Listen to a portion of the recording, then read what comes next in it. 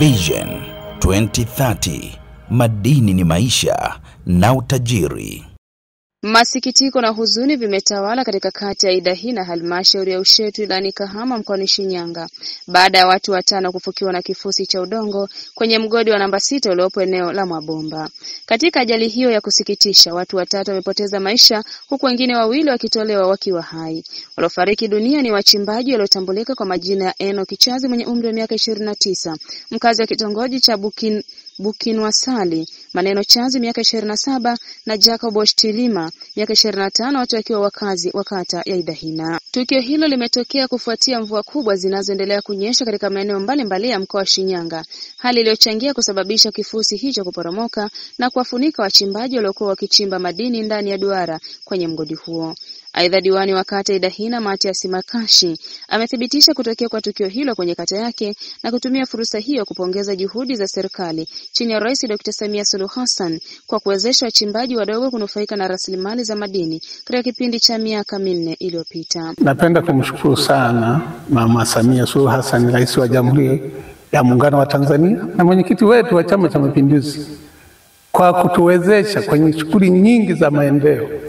Miradi mingi, nianze na miradi mingi sana ya maendeleo ambayo imekuja kwenye jimbo letu, ambayo mimi kwenye uongozi wangu nimeanza kuishuhudia.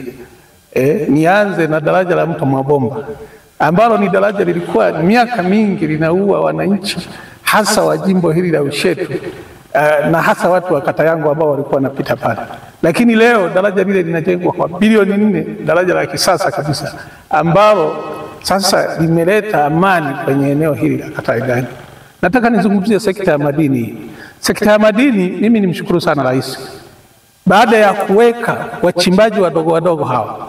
Wachimbaji wadogo ndio wanaosababisha ajira nyingi. Yaani watu wengi wameajiriwa na wachimbaji wadogo hawa. Kwa hiyo sisi tunamshukuru sana mama kwa kuweza kulivalia njuga hili ili kuwapa maleseni wachimbaji wadogo. Leo tuko hapa, watu wananufaika, watu wengi zaidi kuliko ilivyokuwa zamani kwamba wananufaika wachache kwenye makampuni makubwa. Kwa hiyo Rais tunamshukuru sana. Lakini pia tunashukuru sana kwa kufungua kwenda kuchimba madini hata maeneo ya hifadhi ambao kulikuwa na uchumi ambao umekaliwa tumle unakanyagwa na wanyama. Lakini mama yetu Rais wa Jamhuri ya Muungano wa Tanzania akasema kwamba mnyama hawezi kuchimba dhahabu. Kwa hiyo akaruhusu watu waende kuchimba dhahabu ili kuinua uchumi wa Tanzania. Kwa hiyo kwa yote hayo tunamshukuru sana. Lakini ni mengi ambayo ametufanyia, hasa nataka kuzungumzia jimbo letu hili. Mengi sana ameyafanya. Tumejenga vituo vya afya vingi, tumejenga shule za msingi nyingi, tumejenga sekondari nyingi, lakini pia barabara zimeshafunguliwa nyingi sana. Na bado anaendelea kutuletea kituo cha umeme kiko pale Ushetu pale Nyamilangano, kituo cha kupozea umeme. Kwa hiyo tunamshukuru sana Rais wa Jamhuri ya Muungano wa Tanzania. Sisi wananchi wa jimbo la Ushetu na wilaya ya Kahama, aendelee kutusimamia na hasa katika sekta hii ya madini ambayo inaajiri watu wengi zaidi. Hata wachimbaji wanajua.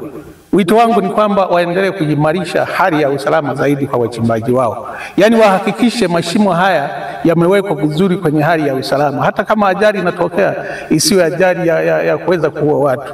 Yaani hizo ajali ambazo labda mtu amejikwaa tu. Kwa mimi wito wangu ni kwamba wahakikishe maduara yanafungwa, maduara yanawekewa hali za usalama. Lakini pia wachimbaji wao wahakikishe wanakwenda na vitu vya kuweza kujikinga na ajali. Taratibu za mazishi ya watu 3 zinaendelea katika vijiji vyao. Mkurugenzi wa Mohab TV anatoa pole kwa ndugu, jamaa na marafiki waliofikwa na msiba huo.